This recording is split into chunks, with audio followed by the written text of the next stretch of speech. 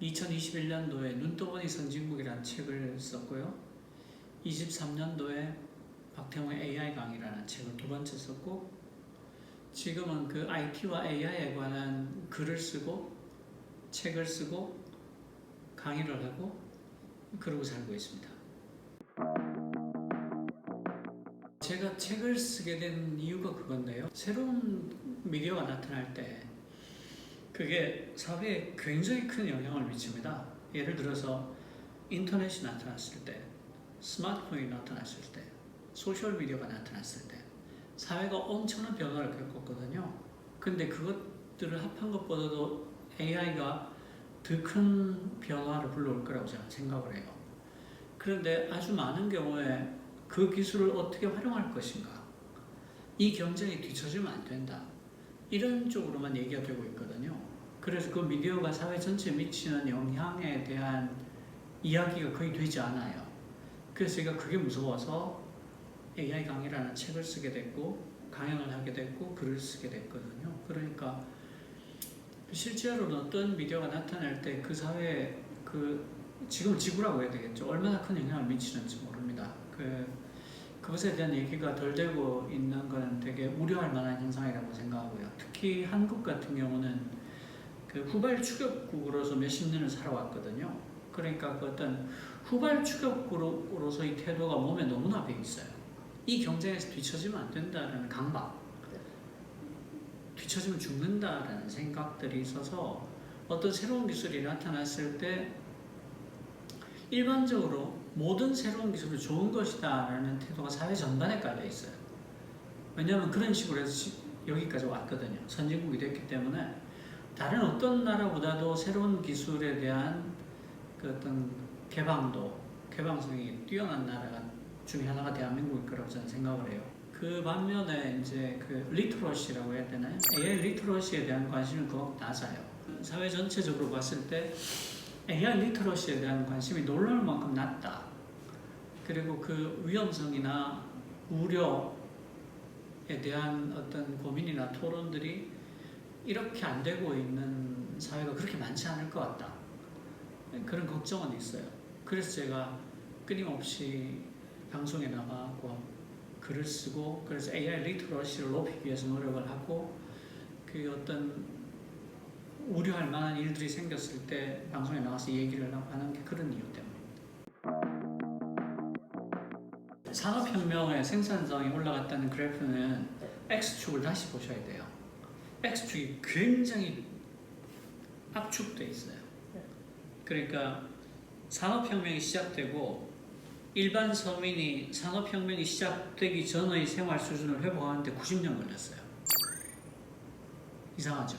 산업혁명으로 생산성이 이렇게 올라갔는데 왜 일반 서민들이 산업혁명 이전의 생활 수준을 회복하는데 90년이나 걸렸을까? 이상하잖아요. 생산성이 이렇게 올라갔는데. 왜 그런가 하면 이때 빈부격차가 말할 수 없이 확대가 됐어요. 그리고 이때는 그 근로기준법도 없었고 대여섯 살짜리 남자애들, 여자애들이 전부 다 공장에 가서 일을 했어요. 하루에 16시간 이상 일을 했어요. 그래서 런던시의 평균 수명이 20살까지 떨어진 적이 있어요. 그러니까 생산성이 이렇게 올라간다 하더라도 그래서 인류가 그걸로 인해 혜택을 입는다는 전혀 다른 얘기예요. 런던 시민의 평균 수명이 20살까지 떨어지고 이렇게 가다가 다 죽겠다. 그러니까 되고 나서 한참 더 있다가 소년노동에 대한 금지법이 생겼어요. 그 소년노동에 대한 금지법이 생겼을 때 그 자본가들이 언론에 뭐라고 광고를 냈냐면 노동할 수 있는 자유를 뺏지 말라라고 그랬어요. 이상하죠? 네. 노동할 수 있는 자유를 뺏지 말라. 그러니까 그건 사실은 어린애들을 착취할 수 있는 자유를 뺏지 말라라고 적어야 맞죠. 그렇죠. 그러니까 그 생산성이 올라간다는 게 반드시 인류에 유리하지 않다. 그리고 서로 유리하다 하더라도 그 갭에 굉장히 오랜 시간이 걸릴 수 있다. 산업혁명 같은 경우는 90년 걸렸어요. 네. 그러면 AI가 서로 굉장히 높은 생산성을 불러온다 하더라도 그게 사회의 기존 질서를 다 부수는 형태가 되고 그래서 부가 한쪽으로 또 급하게 쏠리는 형태가 된다면 그게 누군가에겐 좋은 소식이지만 대부분의 사람들한테는 재앙과 같은 일이 될 수 있어요. 왜냐하면 사람들이 다 기존의 질서에 옵티마이즈 되어 있단 말이죠. 최적화되어 있어 잘 살고 있는데 이게 다 깨지면 옵티마이제이션이 깨지는 거잖아요. 그리고 새로운 질서가 생길 때 이 빈부가 한 번 더 크게 갈라질 수 있고 AI를 가진 쪽과 AI를 모르는 쪽에 갭이 형편없이 벌어질 수가 있죠. 언어의 장벽이 더 커질 수가 있는 게 지금 챗GPT가 됐든 제미나이가 됐든 클로드가 됐든 학습 데이터의 절대량이 영어로 된 데이터입니다. 그 영어로 된 데이터가 들어갔을 때 어떤 이슈가 생기냐면 그 텍스트들이 인포메이션만 담고 있는 게 아니거든요. 그 나라의 문화, 그 나라의 관습, 그 나라의 역사들을 다 담고 있단 말이죠. 그렇죠. 그런데 압도적으로 영어권 문서들을 가지고 학습했을 경우에 대답들이 가장 부유한 나라의 문화, 가장 부유한 나라의 관습, 가장 부유한 나라의 역사를 반영해서 답을 할 수밖에 없어요. 그러니까 그 희소한 온라인에서 존재감이 떨어지는 언어나 나라 같은 경우에 사라져버릴 위험이 있는 거죠. 지금 제가 볼 때 인공지능이 아마 내년 하반기까지 가면 어떤 형태로든 AI하고 연동하지 않는 소프트웨어를 찾는 게 더 어려워질 거예요. 모든 소프트웨어들이 API를 이용하든 라이브러리를 이용하든 뭐가 됐든 그 AI 연동형 소프트웨어로 다 바뀔 거예요. 그렇게 되면 그 AI가 갖고 있는 학습 데이터 안에 들어가 있지 않으면 이 세상에 존재하지 않는 거라고 똑같이 돼버리죠. 네. 있지만 아무도 대답을 들을 수 없으니까. AI를 쓴다는 얘기는 질문할 수 있다는 얘기거든요. 근데 질문을 할 수 있으려면 그 상당한 독서를 하고 있어야 돼요. 그러니까 이게 garbage in, garbage out이라고 하잖아요. 내가 질문을 할 수 있기 위해서는 논리적으로 사고할 수 있어야 되고요. 궁금한 게 있어야 돼요. 근데 궁금한 게 있으려면 내가 바탕이 되는 지식이 있어야 궁금한 게 생겨요. 아무것도 모르면 아무것도 궁금하지 않아요. 그러니까 질문할 수 있는 소양을 갖춘다는 것에 더해서 질문할 수 있는 소양을 갖출 수 있어야 한다. 시간이 있어야 한다. 내 PC가 있어야 한다. 인터넷 연결이 돼 있어야 한다.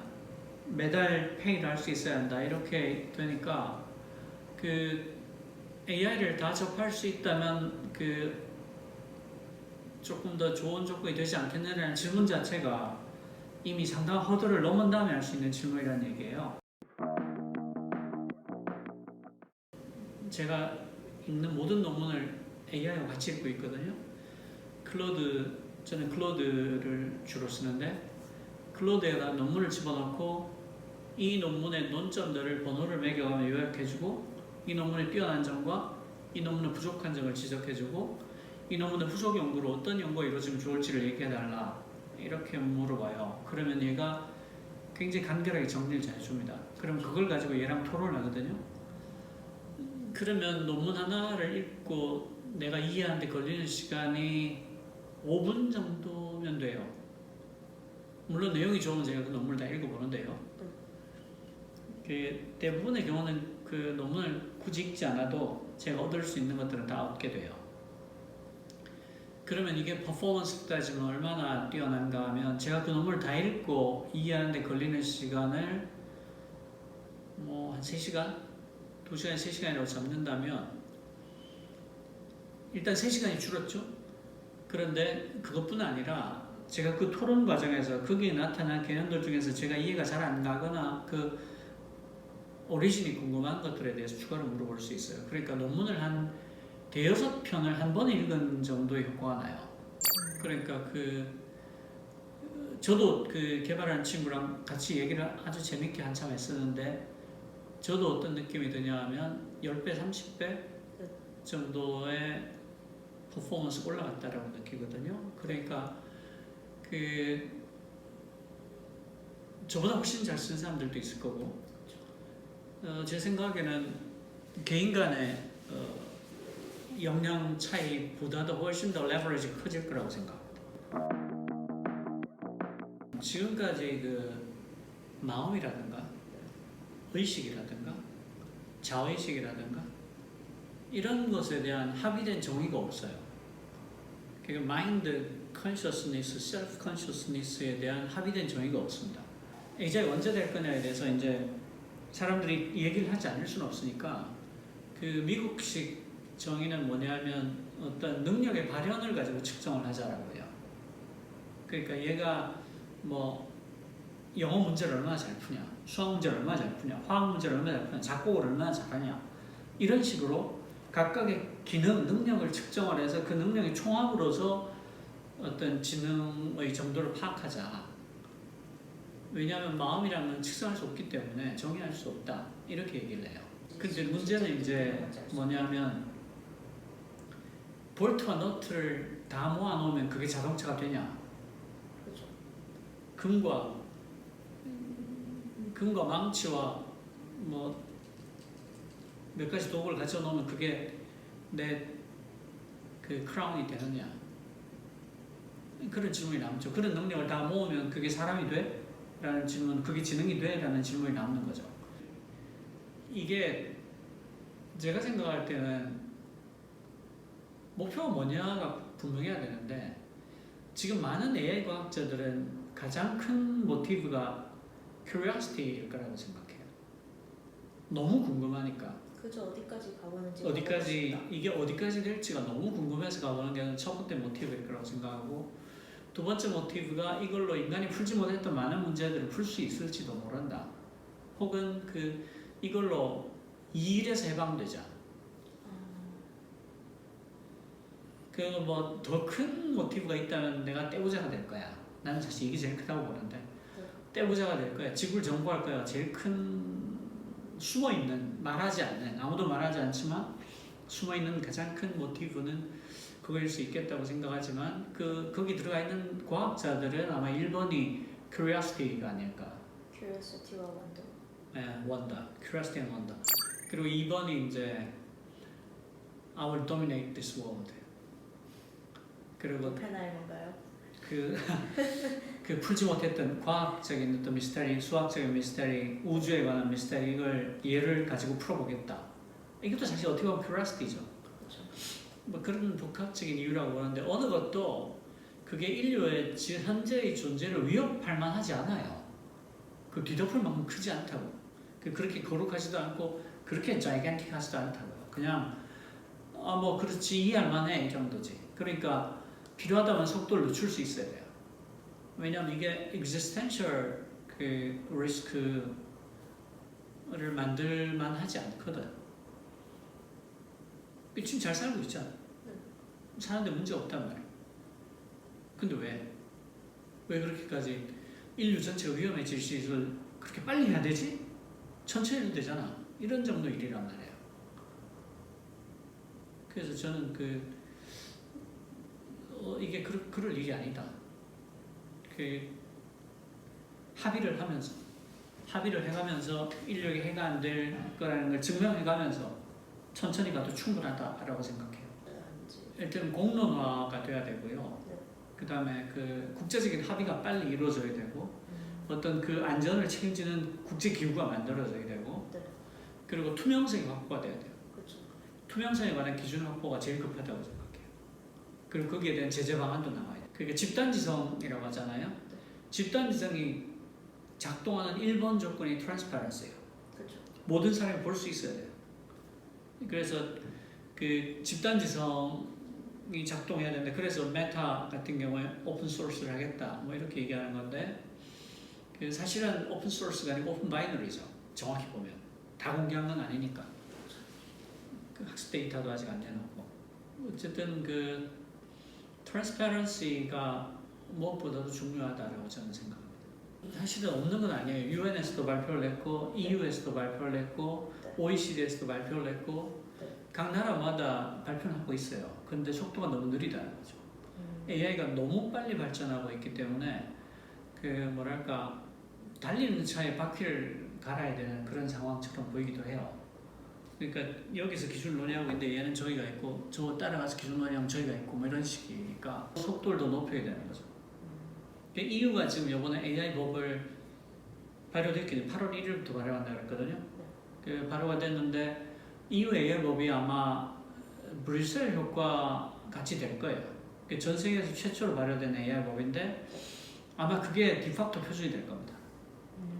그럼 이제 EU가 굉장히 고마운 일을 한 거죠. 그렇죠. 그럼 그걸 기반으로 이제 글로벌 법이 나올 거라. 글로벌로 각 나라들이 법을 준비하기 시작할 거예요. 그리고 어떻든 못 본 척 할 수는 없으니까 국제적인 활동들이 이루어질 텐데 너무 느린 거죠. 이 기술 변화는 너무 빠른데 그걸 정리해서 알려줘야 될 사람들은 그걸 못 따라가고 있다는 거예요. 가령 기자들도 몰라요. 그러니까 AI에 관한 기사가 잘 안 나오거나 나와도 되게 비상적으로 나오는 이유가 기자들이 못 따라가기 때문입니다. 근데 딜레마가 이런 거죠. 기술 변화는 항상 누적돼요. 그래서 가속할 수밖에 없어요. 중첩되기 때문에.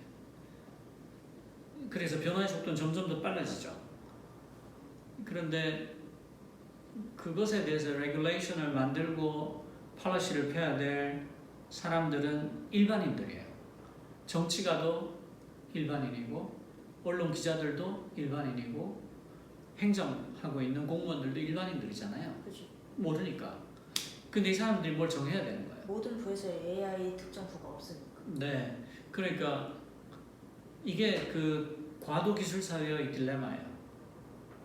그 기술은 너무 빨리 변하고 바뀌는데 아무도 그걸 이해하지 못하고 있을 때 이걸 어떻게 해야 되지? 이게 제가 생각할 때는 과도 기술 사회의 딜레마예요. 그게 맞는 어떤 해결책을 찾지 못하면 모든 사회가 굉장한 곤란을 겪게 될 겁니다.